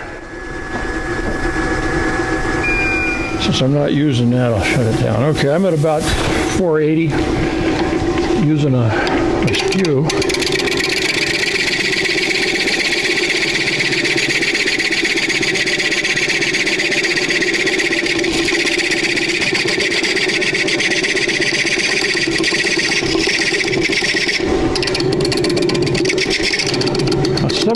weirdness you're hearing is the glue coming off.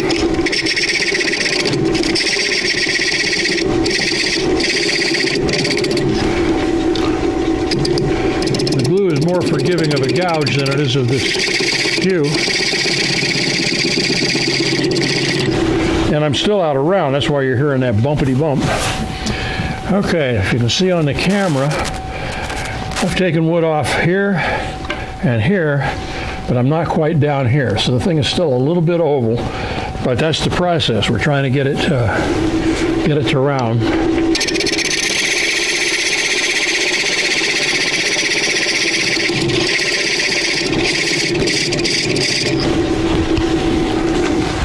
I should probably be using the gouge at this point, but what the heck. Okay, you can also see I've taken a little off here, but the rest is still largely untouched. Again, that's part of that distortion.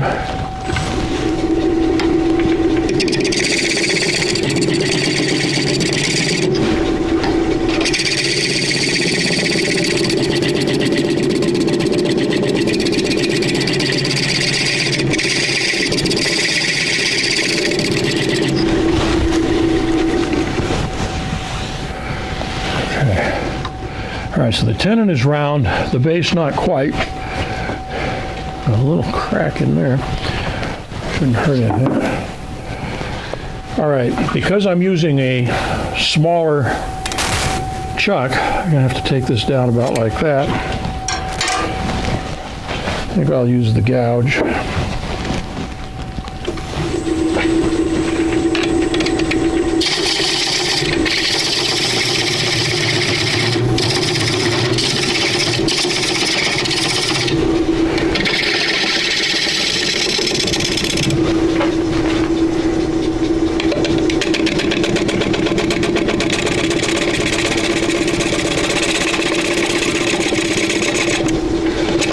Since I'm just between pressure centers, I really don't want to be getting very aggressive here. So I'm just trying to get it where I've got a round base to work with and taking off light cuts.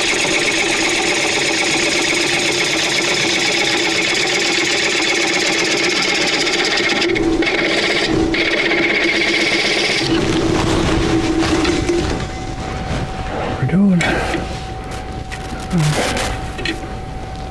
Take off almost a 1/4 inch more.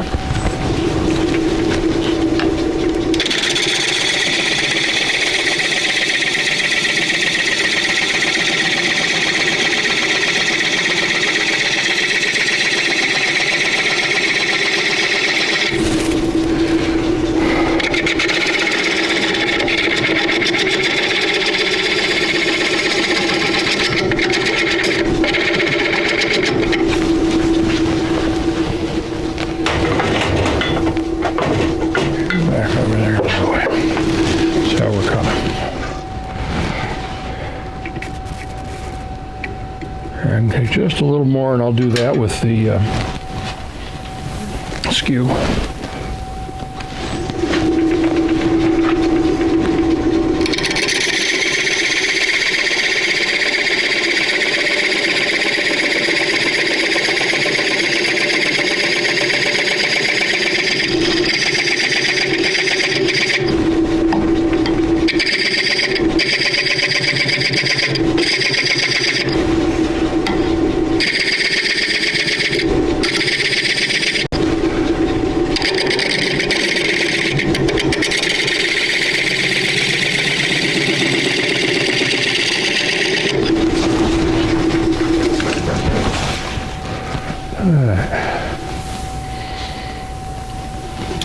All right, so the mating surfaces are all pretty much there.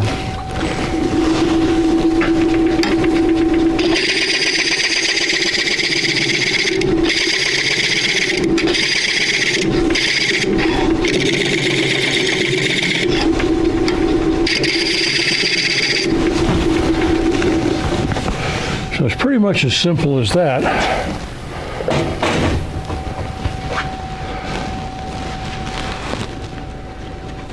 I may want to take that down a little.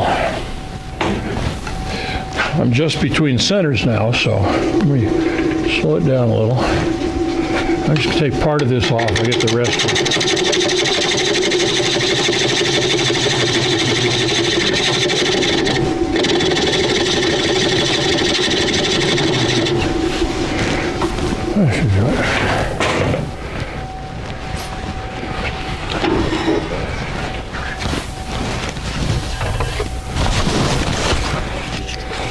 I could just use a regular saw easy enough.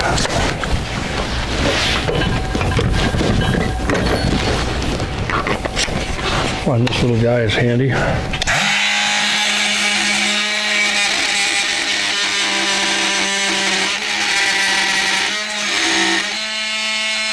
It's sawdust, not smoke.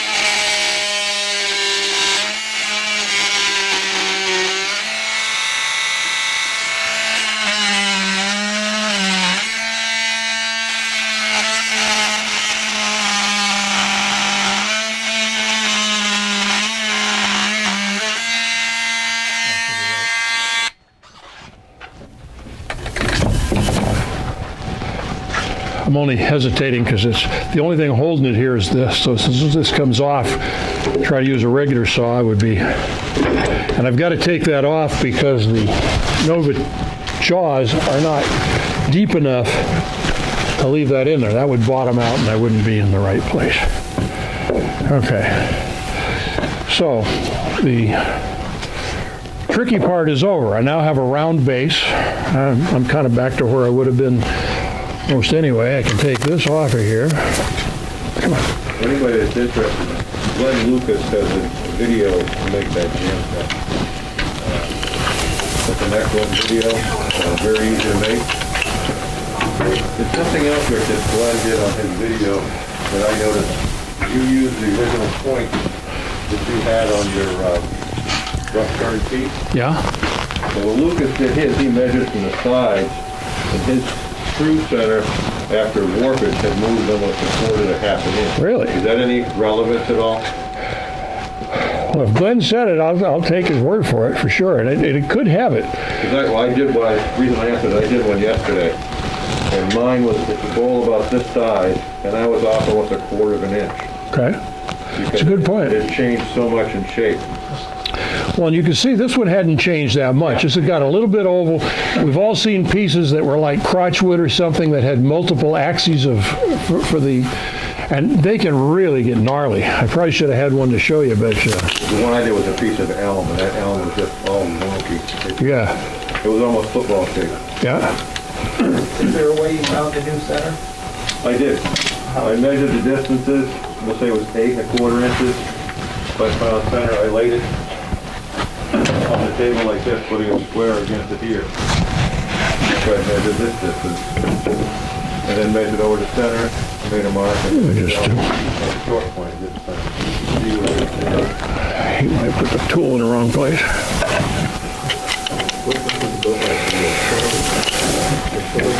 No, you need to do both.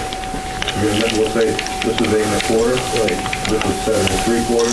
You take half to 7 3/4 to get the center this way. Then have the 8 1/4 this way. Okay. Well, with that, we've done everything that's unique to the second turning. And that what's unique is getting to a round tenon or recess, whichever you're using. You can do either. And If using that method, that's when you can only do like you can't do a recess pinning. It'd be kind of impossible to do recess pinning when using that method. well, it's difficult because it's not only going to get oval, it's going to change in shape a little bit. You can still do it, but and I rarely do. I've done it, but I tend to prefer the tenon. It's out there where you can see it, and especially if I'm going to core, I use a big tenon because that way I can get more bowls out. And I'm learning to not be so stingy with the wood, because with store-bought wood, sometimes I'll do a 70 millimeter tenon that's an 1/8, maybe 3/16 deep, trying to keep as much of that precious wood, and you can get in trouble. I've spit a couple of them off of there. If I'm doing something like this, I'm at least 3/8 deep, and more often half or more. You saw the size of those. Now, if I were going to finish this now, the first thing I would do is I'd cut a recess on the inside, because as a push cutter, I don't really want to finish my outside over here next to this. I'm messing around. I can't get past the headstock. Okay, so it would only take a minute to make a recess, same 100 millimeter, flip it around, hold it there. I don't want to do that while it's on the jam chuck. There's just not enough grip. And so I only recently learned that. This time I saw in a Batty video recently. He says, you know, and he's very economic with his time. He wants to get done fast.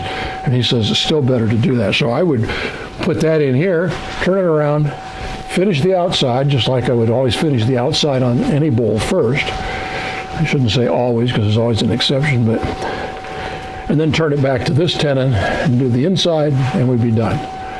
But rather than put you through that, why don't we take a few minutes and look, and we'll take a few questions here, make sure we've got all this in your minds, and then let's take a look at some wood and see what people recommend doing with it. Annie came across some she'd like to show, and I think that'd be great. Question for you, do you leave the tenon on while you're doing the finishing process, or do you take the tenon off and finish it off the lathe? I put the finished surface on the outside before I turn it around, except for the tenon. The tenon's still there. I will get this outside, I'll get all the marks off, I'll do whatever sanding I've got to do, I'll get it down to 220, maybe 320, and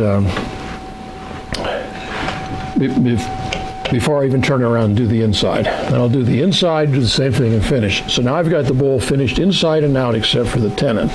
See a bunch sitting over there, because I never get around to doing the tenon.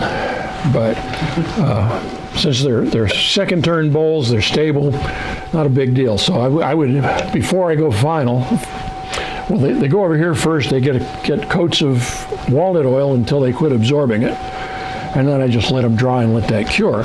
Eventually, I'll turn it around. I'll either use a jam chuck or a cold jaws, or I invested in a Longworth there, which I've not learned to love yet, but I'll keep working on it. Or a vacuum chuck. And just whatever the piece is, I want something that's going to hold it with that tenon out here. I'll very carefully take that off. I either take it off entirely and leave a recess, or I turn it into a foot. Sometimes you just change that last curve. You know, it just all depends what you're trying to achieve. But then before final finish, I got to let some oil soak into that. I'm not too fussy about it. And then I use the Beal Bowl Buff to bring it up to a shine, and she's done. Other questions? What were the chucks you just mentioned? I know the ones that you don't like. I don't know why you don't like it. Because I'm not smart enough to use it. Where'd it go? I got money with me. Do you? Oh, here it is, yeah. I haven't had it long enough for it to get a home, so it's one of these orphan tools around the shop. Yeah. I'll take good care of one. The nice thing with a Longworth is you're not taking every one of these pegs out every time and moving them, so they'll adjust. I haven't quite gotten the hang, and I've spit a couple of bowls out of it, but that doesn't mean it's not a good tool. Get stock up to it when you're doing it? Yeah, when possible. Usually everything except that last little nub. And sometimes I take that last nub off other ways. That was mine, and then what I'll do is I'll use full cuts on that, because I know push cuts, I've had a tendency to pop it off like you did. Okay, yeah, you're putting a lot more torque on it that way. Full cut Yeah. and real fine cut. So shear scrape it off. It seems like it takes forever to get it off. But, knock on wood, I haven't had one come off yet. Leave the tail off until you got a little enough. Yeah. Maybe a half of that. And then I mentioned the cold jaws. These are just on a regular chuck. And you've got, about an inch plus or minus to adjust it. But if I've saved up 10 or 12 bowls I want to do in their various sizes, I hate sitting here with an Allen wrench taking these in and out and doing it. But it gets the job done. The other thing is a vacuum chuck.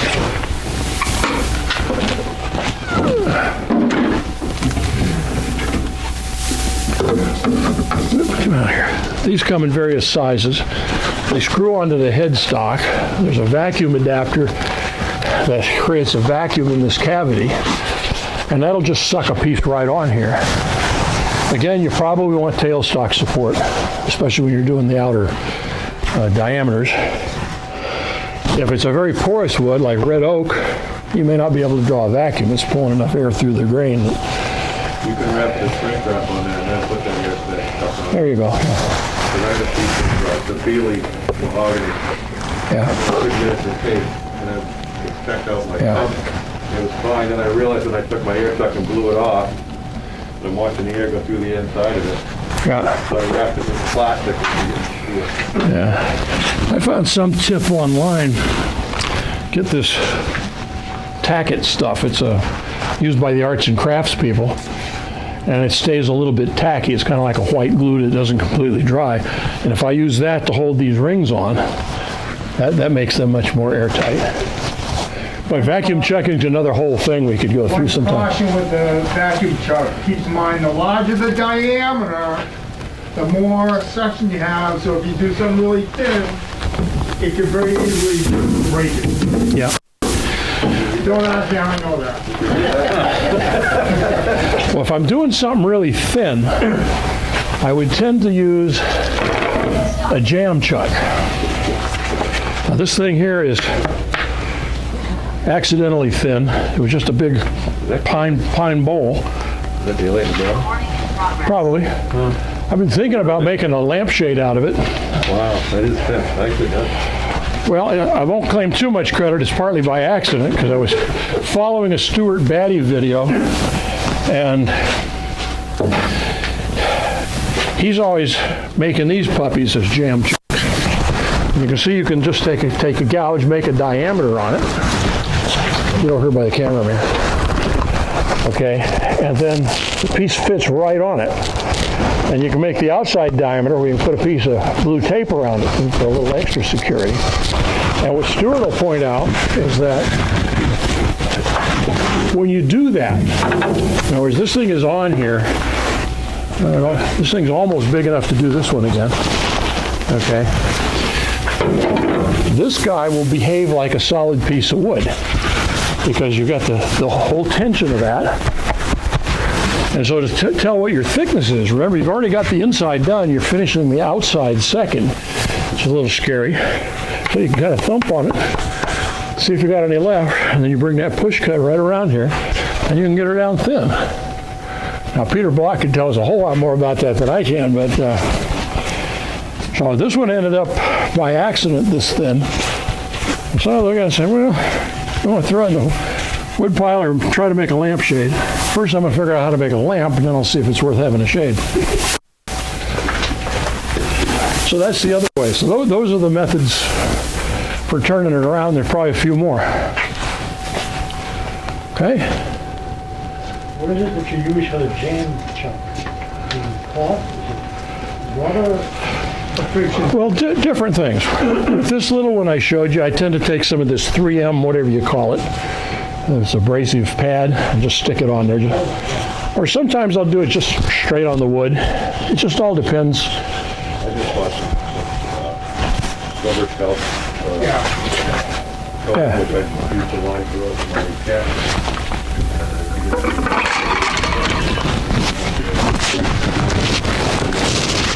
This one I just glued some of that stuff you use for a router. Keeps your workpiece from skidding around the bench top. Just a little tap of that. So, but then on this one, you're just using the wood. And that's the one that wasn't too intuitive. And I've got 2 or 3 of them here in different sizes. These were just some chunks of pine that I didn't think were worthy of finishing into anything, but I can clamp them on there. Mike Mahoney is a friend of Stuart's. At least I think he's a friend. They act like it. And at one point, Stuart needed a jam chuck. So he took a piece of fancy burl that was lying there. It was one of Mike's projects that had been first turned. Stuart clamps in the lathe, takes his thing, starts making grooves in it. And Mahoney's about having a canary. He goes, wait a minute, that's a $500 piece of wood. What are you doing? Don't worry, I won't take much. And he just used, so he'd use one workpiece in progress to make another. And by using Mike's, it was even sweeter. Okay. Other questions on this? I don't mind if we run a little late. We're right there. We've got some wood on the table saw over there. I think I'm gonna stop the recording. Okay, that's probably a good idea. This is gonna get kind of random.